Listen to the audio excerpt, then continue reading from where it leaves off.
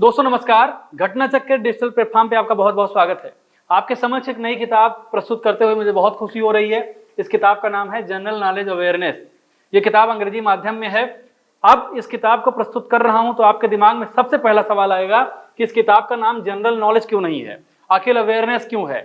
तो इस किताब की जो सबसे खास बात है, इस किताब को अति महत्वपूर्ण बनाती है कि ये किताब हर महीने अपडेटेड होती है। अगर जुलाई में अपडेटेड हो गई किताब तो अगस्त में होगी, सितंबर में होगी, अक्टूबर में होगी, नवंबर में होगी, दिसंबर में होगी। यानी आपको सारे तथ्य अपडेटेड फॉर्म में मिलेंगे। और ये किताब सिविल के लिए भी महत्वपूर्ण है, सिविल सर्विसेज के लिए महत्वपूर्ण है, बल्कि वनडे एग्जाम के लिए भी महत्वपूर्ण है। आप वीडियो में बने रहें, अंतिम तक मैं आपको बताऊंगा कि आखिर आपकी परीक्षा के दृष्टिकोण से इस किताब में क्या क्या चीजें समाहित की गई हैं। और आपको मैं एक पैटर्न भी बताऊंगा, आपको एक इसका एक हिस्सा दिखाऊंगा भी कि इस किताब में क्या क्या है और कैसे हमने इसकी रचना की, इसको बनाया है। देखिए, इस किताब का जो नाम है, सबसे पहले नाम के बारे में थोड़ा चर्चा कर लेते हैं। इस किताब का नाम है जीका। जीका मतलब जनरल नॉलेज अवेयरनेस। अवेयरनेस शब्द पे हमने जोर दिया है। ये अवेयरनेस शब्द बहुत सारी चीजें अपने अंदर समाहित करता है। जैसे सबसे पहली बात कि सामग्री अपडेटेड होगी, हर महीने अपडेट की जाती है किताब, सबसे खास बात। दूसरी बात, इस किताब की ऑथेंटिसिटी, यानी इस किताब को बहुत प्रामाणिक साक्ष्यों के साथ चेक किया गया है और ये देखा गया है कि कई बार परीक्षा में आप कुछ ऐसे तथ्य गलत करके चले जाते हैं जो तथ्य आपको पारंपरिक किताबों में अलग मिलते हैं, जबकि वो परीक्षा में अलग होते हैं, यानी परीक्षा पैटर्न उसको अलग मानता है। तो इन सारी चीजों का बहुत ख्याल रखा गया है और ध्यान दिया गया है कि इस किताब में कोई त्रुटि न रह जाए, हालांकि ह्यूमन एरर हो सकती है। तो कुल मिलाकर मैं आपको बता रहा हूं कि इस किताब में क्या है और कैसे इसकी रचना की गई है। तो इसके अंदर आपको ले चलता हूं और आपको बताता हूं कि क्यों महत्वपूर्ण है सिविल सर्विसेज के लिए भी। देखिए, इस किताब में जी के संबंधित जितने तथ्य होते हैं, सबसे पहले अगर पॉलिटी की बात करें तो पॉलिटी को प्रेजेंट किया गया है और वन लाइनर फॉर्म में प्रेजेंट किया गया है, वन लाइनर फॉर्म में। और एक खास बात यह है कि वन लाइनर फॉर्म में प्रेजेंट करते हुए हमने यह भी ध्यान रखा है कि जो महत्वपूर्ण प्रश्न जो किसी भी एग्जाम में आए हैं, चाहे वो बात आईएएस की हो, चाहे वो बात किसी पीसीएस एग्जाम की हो, किसी भी स्टेट पीसीएस एग्जाम की हो, एसएससी की हो, सीडीएस की हो, या फिर किसी अन्य महत्वपूर्ण एग्जाम की हो, उससे संबंधित महत्वपूर्ण पॉइंट्स को भी इस किताब के अंतर्गत समाहित किया गया है ताकि आपकी नजर से कोई चीज बचे ना। तो हिस्ट्री और पॉलिटी के बाद इसमें दूसरा सेगमेंट है हिस्ट्री का। हिस्ट्री में 3 हिस्ट्री, एंशिएंट, मेडुअल, मॉडर्न के अलावा वर्ल्ड हिस्ट्री को भी समाहित किया गया है। तो ये किताब और भी गहराई में आपको ले जाएगी।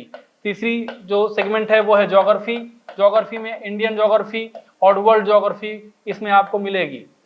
ये ज्योग्राफी का सेगमेंट है। इसके बाद इकोनॉमी आपको मिलेगी। इकोनॉमी में आपको जितने भी आंकड़े मिलेंगे, सबसे पहली बात आप जान लीजिए, वो यूनियन बजट 2024 और 25 और इकोनॉमिक सर्वे 2023-24 के आंकड़ों से युक्त होंगे। यानी इतनी लेटेस्ट अपडेशन आपको मिलेगी। इकोनॉमिक्स में एक सेगमेंट है ये यूनियन बजट और इकोनॉमिक सर्वे, लेकिन पूरी किताब में इकोनॉमिक सर्वे और यूनियन बजट से ही आंकड़े अपडेट किए गए हैं। अन्य आंकड़े और जगहों से है, जैसे IMYB। अब आपको लगेगा ये क्या है, तो ये इंडियन मिनरल ईयरबुक रिपोर्ट है जो हर साल जारी की जाती है, जिसमें यह बताया जाता है कि प्रतिवर्ष किस मिनरल का उत्पादन कौन से राज्य में ज्यादा हो रहा है। जैसे लोहे का उत्पादन कहाँ ज्यादा हो रहा है, चांदी का उत्पादन कहाँ ज्यादा हो रहा है, सोने का उत्पादन कहाँ ज्यादा हो रहा है। ये उत्पादन प्रतिवर्ष लगभग हर जगह बदलने की इनकी संभावना होती है। तो हमने इससे पूरा अपडेटेड किया है। अब इकोनॉमिक्स के बाद जो सेगमेंट शुरू होता है उसका नाम है साइंस में परंपरागत रूप से फिजिक्स। ध्यान रखिएगा कि इस किताब का जो पूरा पैटर्न है वो अगर आप सिविल सर्विसेज की तैयारी कर रहे हैं तो आपके लिए इसलिए महत्वपूर्ण हो जाता है कि जब आप कोई सेगमेंट पढ़ते हैं तो रिवीजन मॉडल के रूप में इसका बहुत ही महत्वपूर्ण रोल प्ले होता है। जैसे आप एग्जाम की तैयारी की 1 महीने पहले आपको लगेगा यार कि जो अच्छी चीज है उसको कैसे पढ़ लिया जाए, कैसे रिवाइज कर लिया जाए। तो दिस किताब play a very vital role to improvise to revise your syllabus in less time. बहुत कम समय में आप कैसे सिलेबस को अपने रिवाइज कर सकते हैं, कैसे कंठस्थ कर सकते हैं जो महत्वपूर्ण जानकारियां एग्जाम ओरिएंटेड है। तो ये किताब बहुत महत्वपूर्ण है। फिजिक्स के साथ साथ इसमें केमिस्ट्री, बायोलॉजी दी गई है, ये साइंस का सेगमेंट है, इसमें ये चीजें शामिल की गई हैं। उसके बाद आपका इन्वायरमेंट आता है। इन्वायरमेंट में जो परीक्षा पैटर्न और इंपॉर्टेंट जो सामग्रियां हैं उसको प्रेजेंट किया गया है। इन्वायरमेंट के बाद फिर आपका साइंस टेक आता है। साइंस टेक में जो बेसिक साइंस टेक पूछा जाता है किसी भी एग्जाम में वो इसमें समाहित किया गया है। उसके बाद कंप्यूटर एक सेगमेंट है, और कंप्यूटर के बाद एक सेगमेंट है स्पोर्ट्स का। स्पोर्ट्स के बाद जो है मिसलेनियस। मिसलेनियस में जो चीजें हमारी किताब में इन सेगमेंट से बची रह गई हैं वो मिसलेनियस में आएगा। मिसलेनियस में जिसमें बहुत महत्वपूर्ण अवार्ड्स हो सकते हैं, पर्सनालिटीज हो सकती हैं, यानी व्यक्तित्व, महत्वपूर्ण व्यक्तित्व, वर्ल्ड में फर्स्ट हो सकता है, विश्व में प्रथम, इंडिया में फर्स्ट हो सकता है। ये सारी चीजें आपको बहुत महत्वपूर्ण मिल जाएंगी। पर्यटन स्थल मिल जाएंगे, टूरिस्ट प्लेस जो है बहुत महत्वपूर्ण, और ये स्टेट वाइज आपको मिलेंगे, स्टेट वाइज टूरिस्ट प्लेस। यानी अगर आप एसएससी या सिविल की तैयारी कर रहे हैं तो आपके लिए किताब बहुत महत्वपूर्ण साबित होगी। और अब आपको मैं किताब के अंदर ले चलता हूं और आपको ये दिखा देता हूं कि हमने इस किताब को तैयार कैसे किया है और आपके एग्जाम में क्यों महत्वपूर्ण किताब साबित होने जा रही है। तो आप एक बार किताब के अंदर ही चाहिए। देखिए ये हमारा सेक्शन है, पॉलिटी का सेक्शन है। तो इस सेक्शन में आपको ये दिख रहा होगा कि कैसे इस किताब को तैयार किया गया है। मैं इसको थोड़ा सा आपको बता देता हूं। देखिए टॉपिक, सबसे पहले हम जब किसी चैप्टर को शुरू करेंगे तो सबसे ऊपर हमने दे दिया है टॉपिक्स ऑफ द यूनिट। सबसे पहले हमने टॉपिक्स ऑफ द यूनिट को दे दिया है, और इसमें जो है जैसे सबसे पहला टॉपिक है constitutional development of India. Constitutional development of India को सबसे पहला टॉपिक बनाया गया है। फिर सोर्सेज ऑफ द कॉन्स्टिट्यूशन दिया गया है, और फिर द प्रीएम्बल दिया गया है यानी प्रस्तावना, फिर शेड्यूल्स, और फिर union of India and it's territories, citizenship, fundamental rights, directive principles of state policy, fundamental duties, parliament and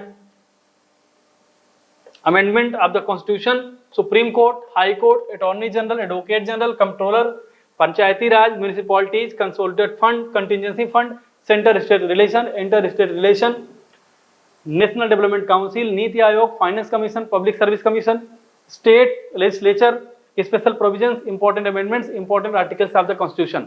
इतनी चीजें आपको दी गई हैं। हमने जो है टॉपिक जो कवर किया है उसके बारे में आपको हमने बताया।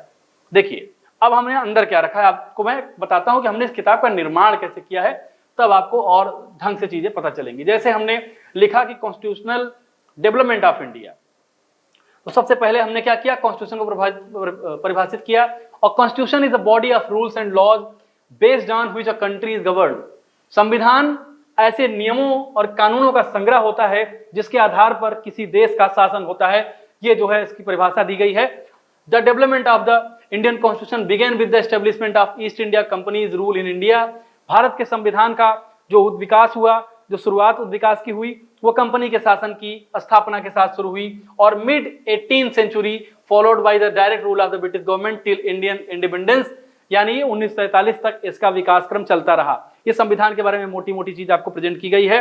अब किताब में जब आप आगे बढ़ेंगे तब आपको दिया जाएगा कि हमने देखिए ये दे दिया है कि देखिए British parliamentary act for the administration of the east India company, यानी ईस्ट इंडिया कंपनी जब 1858 तक ईस्ट इंडिया कंपनी ही भारत में शासन करती थी, तब ये एक्ट थे। इन एक्ट में regulating act, Pitt's India act, charter act 1813, charter act 1833, charter act 1853, इतने सारे एक्ट आए। उनका जो है उनको समय समय पे लाया गया। और इसके बाद जब आप आगे बढ़ेंगे तो इसमें दिया गया है act passed through crown rule. Crown rule क्या होता है तब आपको बता दें।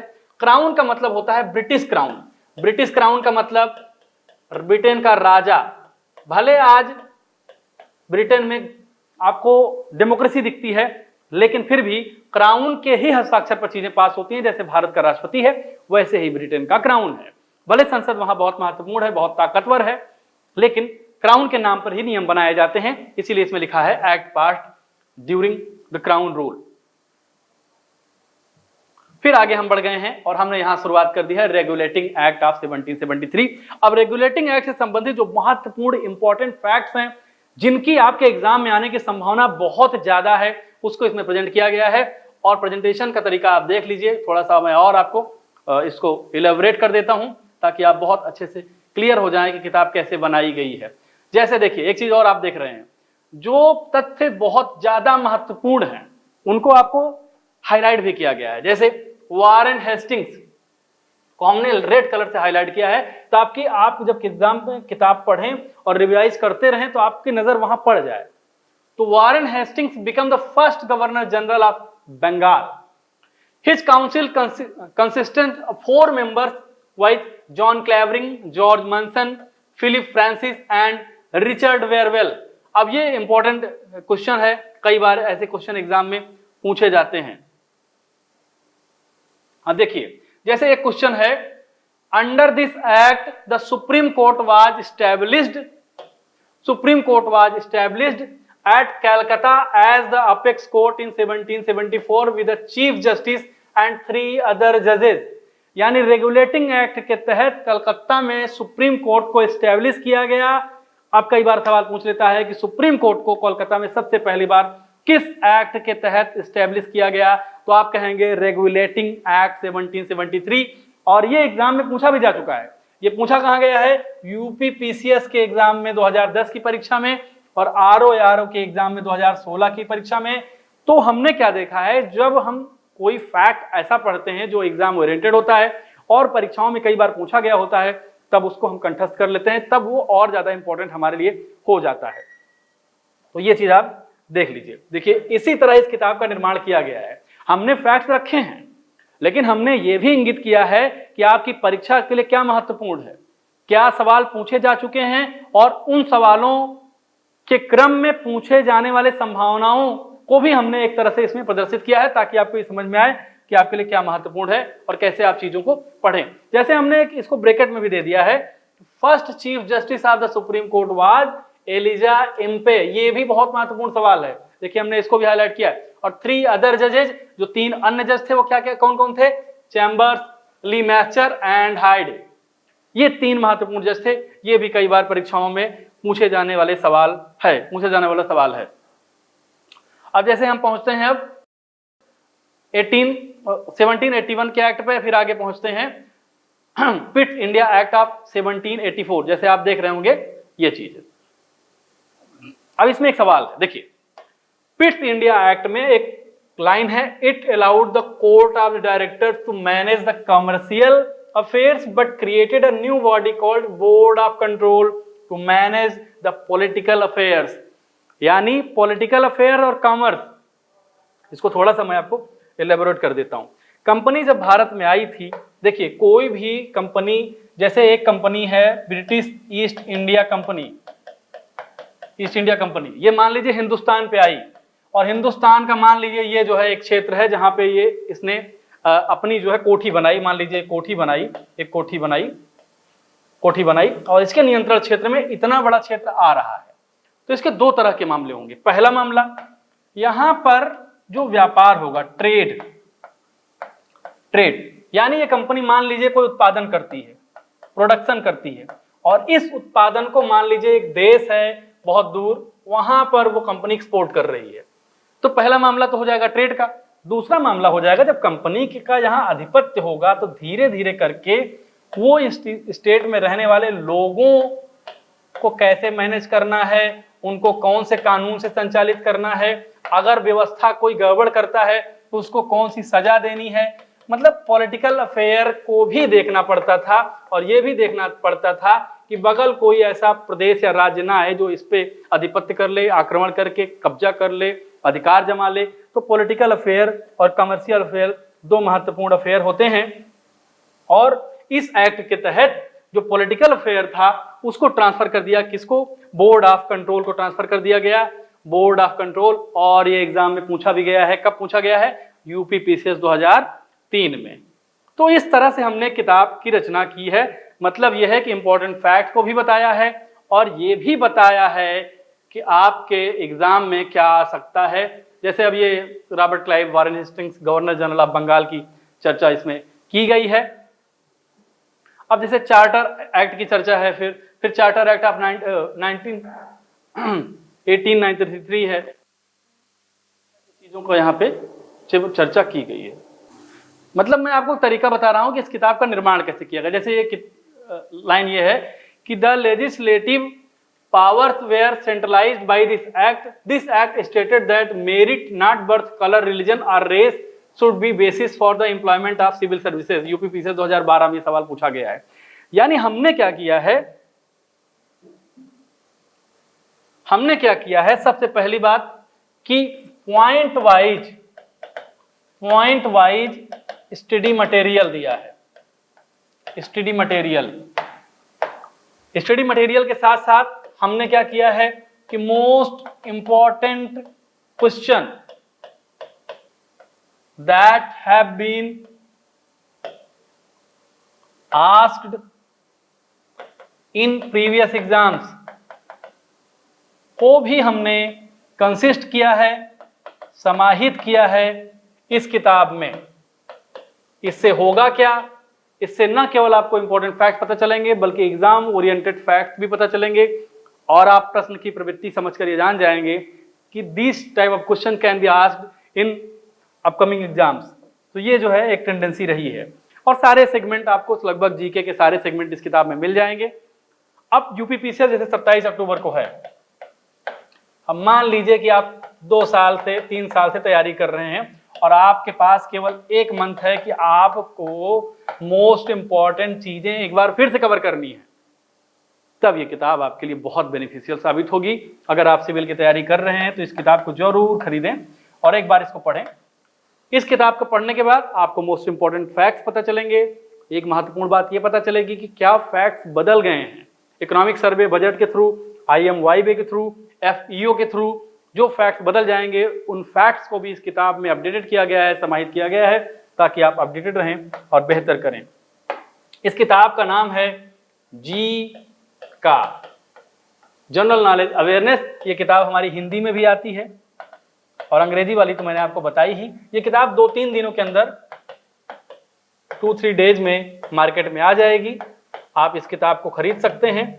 इसमें आपको जीके के सारे सेगमेंट मिलेंगे और आपको ये किताब बहुत महत्वपूर्ण साबित हो जाएगी। सिविल के लिए तो ये किताब रामबाण है अगर आप प्री का एग्जाम दे रहे हैं तो, और अगर आप वनडे एग्जाम की तैयारी कर रहे हैं तब इस किताब के अतिरिक्त आपको कुछ भी पढ़ने की आवश्यकता जीएस में नहीं है।